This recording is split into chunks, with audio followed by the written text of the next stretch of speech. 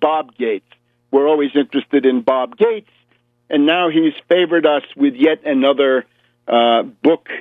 This is now his memoir of the time that he was now the chairman, the defense secretary under Bush and then under Obama, and it's called Duty. Very strange book, but he's a very strange guy. Remember, Bob Gates is the founder of al-Qaeda. He was the deputy director of the CIA in the early 1980s during the Reagan administration. And in one of his previous books, I think the previous one is called Out of the Shadows. And by the way, you can find this in 9/11 Synthetic Terror Made in USA. You can also find material about Bob Gates in George Bush, the Unauthorized Biography. That's Bush the Elder. So I've got two books where I read about Gates. The earlier book, the Bush the Elder biography, we see that Gates was so dirty because of his connections to Iran-Contra that it took several tries to get him installed as CIA director under Mad Dog Bush the Elder. He was so dirty, he could not stand the congressional scrutiny. So they parked him in other jobs in the government. You should also remember, though, that before that, right, several years earlier, Gates had been the assistant of Zbigniew Brzezinski at the National Security Council. Remember, the first guy that Zbigniew saw in the morning and the last guy that Zbigniew saw when he left the White House in the evening or whenever it was. In other words, Zbignew's right-hand man was Bob Gates. Bob Gates then goes on to become a protege of the Bush political faction. And there, as we read in this interesting book, Out of the Shadows, he's the founder of al-Qaeda. And the way he slyly puts this into his book is, we considered the creation of an Arab Legion under CIA auspices, under Saudi auspices, to fight the Soviets in Afghanistan, but we decided not to do it. Baloney, you decided to do it. That is the difference. So this is a figure of the invisible government, quite frankly, right? Somebody who can be around that long in that many roles, right, from the Carter administration in prominent positions all the way down to Bush the Younger and indeed to Obama. And he represents the interests of the invisible government, but too dirty to get into to get the CIA directorship the first time around, and then a joint protege of Zbigniew and Bush. Now that obviously means that's part of his staying power. Interesting with Bob Gates is his psychological approach. This is something you often find in government. It's a farm boy persona, right? A certain wide-eyed naivete, which is affected. In other words, it's a deception posture of a vicious intriguer, a vicious infighter, intriguer, and criminal type. So, what does he say in this book? Well, he doesn't like Obama because Obama is not sufficiently dedicated to the Afghan war. And of course, the Republican, the reactionary talk show guys are now going wild, saying, "Oh, well, you didn't believe in the Afghan war, and nevertheless you sent the troops there to fight and die." Well, that's all imputed by Gates. In other words, this is what Gates says he thinks Obama was thinking.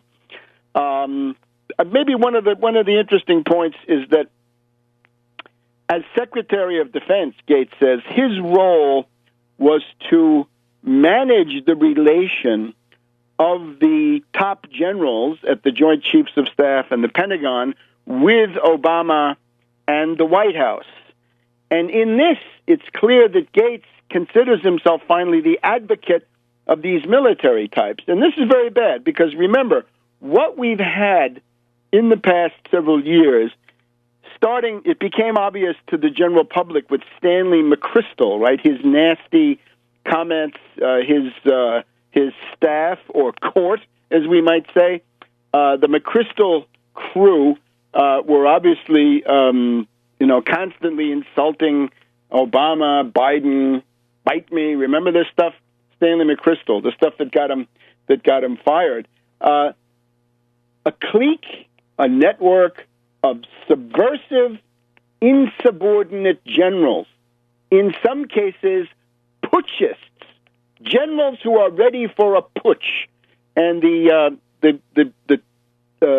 tips of the iceberg include McChrystal, as I've just said, and then Petraeus. And we've been finding out that Petraeus was on the receiving end of an appeal from Roger Ailes, right? Roger Ailes, the principal operative of Rupert Murdoch in the United States. Roger Ailes, the boss of Fox News. He was trying to encourage Petraeus and Christie to run, I guess, as president and vice president, respectively, and promising big money. And, of course, that was very unethical for Petraeus to have that conversation while he was an active duty general. But, of course, we're not naive. This is what goes on. But all of those generals that Obama has fired, right, all of these people, Carter Ham of U.S. AFRICOM, Gowett, the admiral, the people from the Strategic Missile Command, from the Anti-Ballistic Missile Defense Group, General Allen, the commander in Afghanistan, who was touted to become the head of NATO, Stavridis, the admiral who was the head of NATO. All of these people had to be ousted for what? Well, officially because of sex and money peccadillos. In reality, because they were a network of insubordinate putschists. That is the strong assumption in regard to them. And that's why Obama wanted them out. Back in a minute. Welcome back to World Crisis Radio. Just a couple of more notes about Gates. We see that our dear friends, the libertarians, instinctively take the side of these warmonger putschist generals, right? Los golpistas. They think that those are the people that you got to support against Obama, of course, because they're so blinded by their hatred of Obama that they can't see what's going on anymore, right? Obama, certainly evil enough, but having no monopoly of evil and not necessarily the greater evil at any given time. Sure, in 2008, Obama, greater evil, at least in terms of the people that were contending in the Democratic primary, right? But then he's been outdistanced on the evil front by many others who, and some of these include precisely Petraeus and the clique around Petraeus. So when we see, for example, Petraeus in the spring, in February, March 2011, Petraeus comes forward and says, I'm not happy. He tells the press he's not comfortable with setting a fixed date for the withdrawal from Afghanistan. And Gates is not happy that Obama starts a meeting of the National Security Council saying, I'm tired of generals popping off in the press, and I will push back hard against any delay in beginning the withdrawal. And then Obama says, if I believed I'm being gamed, ... right? Watch out or else. And Gates is so upset because he thinks that Obama, this upstart, is denigrating his wonderful friend Petraeus. So you see the idea. He becomes a spokesperson, an apologist for cliques of putschist generals and admirals, and therefore is a failure in managing that relation. His loyalty should have been to the president. But, of course, he says, I had no special loyalty to this president because I was a Republican holdover, and I was above party. I was above all that. I was an invisible government operative, right? A secret government operative, right? He has one authority based on his official title, and then he's got a much greater authority based on his role in this behind-the-scenes entity that most of the time you don't see. The other interesting part, the hypocrisy of Hillary. One of the reasons why Hillary Clinton must never be president is that Hillary tells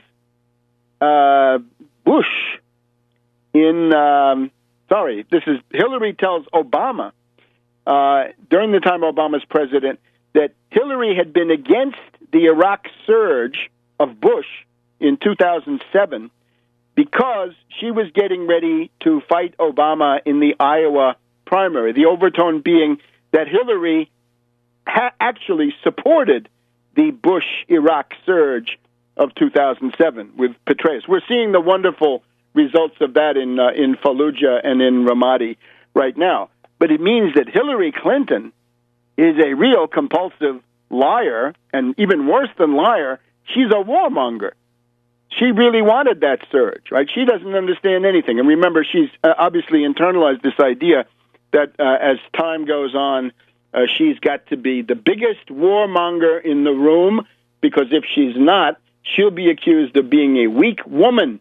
She'll be accused of being an emotional softy, and she's got to fight back against that. So she is ipso facto disqualified to be president. By the way, Christie, of course, must never be president based on what we've seen. Imagine what such a personality might do with the powers of the presidency, which are immense. Imagine the kind of vindictive stuff that he might pull operating from the Oval Office. And then it turns out that Obama, we read in the book, the president, meaning Obama conceded vaguely that his opposition to the Iraq surge had also been political. So they're both crypto warmongers. They both really wanted to win the war in Iraq when that was obviously impossible. And this then shows, this is the one conclusion we would agree with Gates about, to hear Obama and Hillary making those admissions in front of him, Gates, was surprising and dismaying. Yeah, what it means is the Democratic Party is a useless, hopeless instrument, and it's time for the tax Wall Street Party. During the Reagan administration, and in one of his previous books, I think the previous one is called Out of the Shadows. And by the way, you can find this in 9/11 Synthetic Terror Made in USA.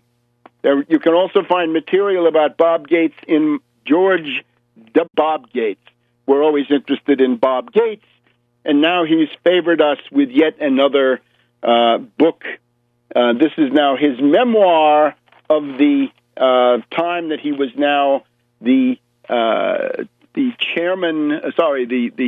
defense secretary under Bush and then under Obama, and it's called Duty.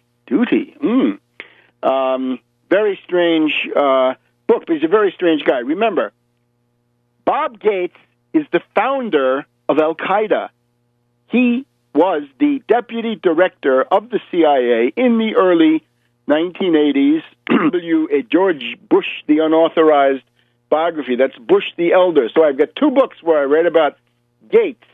The earlier book, the Bush the Elder biography, we see that Gates was so dirty because of his connections to Iran-Contra that it took several tries to get him installed as CIA director under Mad Dog Bush the Elder. He was so dirty, he could not stand the congressional scrutiny. So they parked him in other jobs in the government. You should also remember, though, that before that, right,